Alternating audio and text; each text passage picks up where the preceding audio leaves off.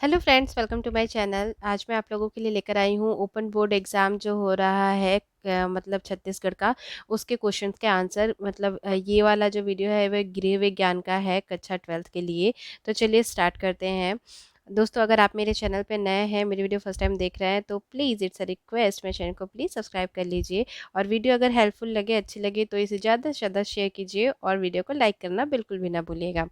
तो चलिए देखते हैं प्रश्न क्रमांक एक। इसमें मैं प्रश्न ना बता के मतलब डायरेक्ट आंसर बताऊंगी आपको। प्रश्न क्रमांक एक का ये 5, इसमें जो नंबर है इसके विकल्प है, मतलब इसमें सही विकल्प चुनकर हमको लिखना है। तो फर्स्ट वाले का आंसर होगा ब, विटामिन और खनिज। सेकंड वाले का आंसर होगा ब, गीला मलमल। थर्ड वाले का आंसर होगा स, KMS। और फोर्थ वाले का आंसर होगा स, समय और ऊर्जा की बचत होती है। और फिफ्थ वाले का आंसर होगा उबा हुआ है। और ब नंबर अब देख लेते हैं। जैसे कि इसमें सेक्शन है, खंड अ, खंड ब, खंड स, ऐसे करके सेक्शंस है। तो इसमें ब नंबर में देख लेते हैं। ब नंबर में होगा पहला वाले का दक्ष, दूसरा वाले का प्राकृतिक, तीसरा वाले का गुणवत्ता, चौथा वाले का 28 और फिफ्थ वाले का होगा मूल इकाई। अब इसमें खंड स देख लेते हैं। ये देखिए, खंड स का जो पहला होगा उसका होगा, मतलब खंड स का जो है उसमें सत्य और असत्य आपको बताना है। तो इसमें पहला वाला असत्य होगा, दूसरा वाला भी असत्य होगा, तीसरा वाला सत्य होगा, चौथा वाला असत्य होगा और पांचवा वाला सत्य होगा। इसका स्क्रीनशॉट भी आप ले सकते हैं और आप बाद में अपना मतलब क्वेश्चन के आगे आंसर लिख सकते हैं। उसके बाद हम मतलब ये क्वेश्चन वन में जैसे देखें तो तीन खंड थे, ब और स। अब हम देख लेते हैं प्रश्न क्रमांक दो, गृह विज्ञान का अर्थ जिसमें बताना है। तो गृह विज्ञान का अर्थ देख लेते हैं। गृह विज्ञान का अर्थ, गृह विज्ञान शब्द दो शब्दों से मिलकर बना है, गृह और विज्ञान। गृह विज्ञान का अर्थ घर व पारिवारिक जीवन को बेहतर बनाने के लिए वैज्ञानिक ज्ञान को सुव्यवस्थित तरीके से लागू करना है। गृह विज्ञान कला भी है और विज्ञान भी, मतलब विज्ञान उसमें ऐड है। मतलब वही बताया गया है कि वैज्ञानिक ज्ञान को उपयोग करना है और सुव्यवस्थित तरीके से अपने घर के मतलब जो घर के काम होते हैं उनमें मतलब उसे लागू करना है। तो ये गृह विज्ञान कला भी है और विज्ञान भी, इसलिए इसे कहा गया है।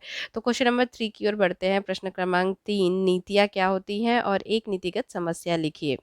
यहाँ देख लेते हैं हम इसका उत्तर। उचित समय और उचित स्थान पर उचित कार्य करने की कला को नीति कहते हैं। नीति सोच समझकर बनाए गए सिद्धांतों की प्रणाली है जो उचित निर्णय लेने और सम्यक परिणाम पाने में मदद करती है। नीति में अभिप्राय का स्पष्ट उल्लेख होता है। नीति को एक प्रक्रिया या नयाचार की तरह लागू किया जाता है। को लागू किया जाता है। अब इसके बाद क्वेश्चन नंबर 4 देख लेते हैं। उपचारात्मक आहार किसे कहते हैं? वह आहार जो रुग्णावस्था मतलब बीमारी के टाइम पे मतलब इससे क्वेश्चन से ही समझ में आ रहा है कि उपचारात्मक आहार मतलब जैसे अगर पेट खराब होता है तो हम खिचड़ी देते हैं, और ये सारी चीज़ों को ही उपचारात्मक आहार कहते हैं। मतलब हल्की फुल्की चीज़ें, क्योंकि बीमारी की अवस्था में जो पाचन शक्ति होती है वो कम हो जाती है। इसमें आप अपने तरीके से भी क्वेश्चन का आंसर लिख सकते हैं। क्योंकि पाचन शक्ति कम हो जाती है, इसलिए उन्हें थोड़ा सा हल्का आहार दिया जाता है, उसे ही उपचारात्मक आहार कहते हैं। मतलब वह आहार जो बीमारी की अवस्था में, आप ऐसे भी लिख सकते हैं, बीमारी की अवस्था में किसी को दिया जाता है ताकि वह जल्दी सामान्य हो सके, मतलब जल्दी से ठीक हो सके। यह सामान्य भोजन का संशोधित रूप होता है। उपचारात्मक आहार कहलाता है क्योंकि बीमारी में व्यक्ति के शरीर का कोई भाग, मतलब कोई एक भाग जो होता है वो रोग से ग्रसित हो जाता है, जिससे उसकी पोषण आवश्यकता में परिवर्तन आ जाता है। मतलब अगर पेट खराब है तो पचेगा नहीं, और कुछ जैसे कोई भी प्रॉब्लम हो तो उसके अकॉर्डिंग हमें मतलब उसका खाना जो खान पान होता है वो बीमार व्यक्ति का वो चेंज करना पड़ता है। तो उसे ही हम उपचारात्मक आहार कहते हैं। अब इस क्वेश्चन का आंसर भी आप अपने मन से लिख सकते हैं, इस पे मतलब कुछ ऐड करके। अगर आप चाहें तो इसका स्क्रीनशॉट ले सकते हैं और बाद में आंसर लिख सकते हैं। नेक्स्ट क्वेश्चन देख लेते हैं। प्रश्न क्रमांक 5, पारिवारिक आय से क्या तात्पर्य है? इसका भी हम क्वेश्चन पढ़ते ही आंसर आप अपने मन से भी लिख सकते हैं, थोड़ा बहुत कहीं से अगर चाहे तो आप देख लीजिए, नहीं तो आप अपने मन से भी लिख सकते हैं। मतलब संपूर्ण परिवार की जो आय का योग होता है उसे पारिवारिक आय कहते हैं, मतलब पारिवारिक आय कहलाता है। मतलब एक परिवार में काफ़ी सदस्य होते हैं, बहुत सारे लोग होते हैं। परिवार जो होता है वो कुछ लोगों का समूह होता है, जिसमें एक व्यक्ति मतलब परिवार का मुखिया होता है, जो सबसे बड़ा होता है, वो कमाता है। और ऐसा नहीं है, परिवार में जितने लोग होते हैं सभी कमाते हैं, तो सभी जो आय के सभी के स्रोत जो होते हैं वो अलग-अलग टाइप के होते हैं। परंतु पूरी फैमिली मिलके मतलब पूरा परिवार जो कमाता है उसको एक साथ उनके योग को, उनकी आय के योग को बोलते हैं हम पारिवारिक आय। मतलब किसी भी एक परिवार के सभी सदस्यों की आय को मिलाकर ही पारिवारिक आय बनाया जाता है। पारिवारिक आय के स्रोत मतलब या तो कोई नौकरी करता है परिवार में, या फिर व्यवसाय करता है, या फिर इत्यादि, मतलब कुछ और भी काम कर सकते हैं। तो उन्हें मतलब यही जो होते हैं ये स्रोत होते हैं। अगर आपको कुछ और भी पता है, अगर आपके घर के लोग कुछ और करते हैं, तो आप यहाँ पे कुछ और भी मतलब पारिवारिक आय के स्रोत में डाल सकते हैं। प्रश्न क्रमांक 6, उपभोक्ता शिक्षा के कोई 2 लाभ लिखिए। तो अब हमें उपभोक्ता शिक्षा के 2 लाभ लिखने हैं। पहला है हानिकारक वस्तुओं के उपभोग पर रोक। मतलब हानिकारक वस्तुएँ एक्सपायर्ड हो जाती हैं जो वस्तुएँ, उनके उपभोग पर भी रोक लगाने के लिए उपभोक्ता को शिक्षा मतलब जागरूक किया जाता है, उन्हें शिक्षित किया जाता है, ताकि वो कोई भी चीज़ मतलब वो देख के ले। तो ये सारी चीज़ें भी आप अपने मन से थोड़ा बहुत डाल सकते हैं, ज़रूरी नहीं है कि सब कोई एक जैसा ही लिखें। तो थोड़ा बहुत अपना भी दिमाग यूज़ कीजिए और अच्छे से लिखिए, ताकि आपको मार्क्स अच्छे मिले। तो इसको एक बार देख लेते हैं।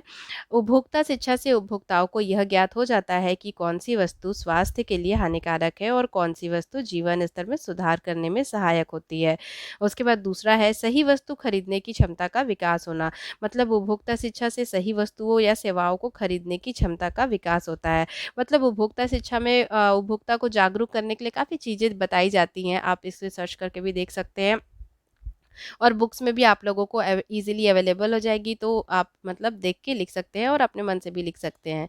तो इससे आपके जो मार्क्स हैं वो अच्छे मतलब मिलेंगे, और सामने वाला थोड़ा-सा उसको चेंज मतलब जो जिसे भी आप आंसर भेजेंगे, तो उसे अगर थोड़ा-सा अलग लगेगा बाकी लोगों से, तो मार्क्स आपके ज़्यादा मिलेंगे। तो दोस्तों ये थे 7 मतलब इसके 6 क्वेश्चन्स। इसके आगे के क्वेश्चन्स भी मैं आप लोगों को अगली वीडियो में प्रोवाइड कर दूँगी। नहीं तो एक वीडियो में होने से बहुत ज़्यादा लंबी हो जाती है। तो अगर आप मेरे चैनल पे नए हैं, मेरी वीडियो फर्स्ट टाइम देख रहे हैं, तो please it's a request, channel को सब्सक्राइब कर लीजिए, वीडियो को लाइक कर दीजिए और बेल आइकन को ज़रूर प्रेस कर दीजिएगा, ताकि इसके बाद की दूसरे सब्जेक्ट की भी जो मैं वीडियोज़ डालूँ वो आप लोगों को मिल सके। और अगर आप लोगों को कुछ ना समझ में आया हो, कुछ प्रॉब्लम हो, तो भी आप मुझे कमेंट बॉक्स में कमेंट करके बताएँ, मैं ज़रूर ट्राई करूँगी आपकी प्रॉब्लम सॉल्व करने की। तो चलिए आज के लिए इतना ही, धन्यवाद मेरी वीडियो देखने के लिए। Thank you, thanks for watching.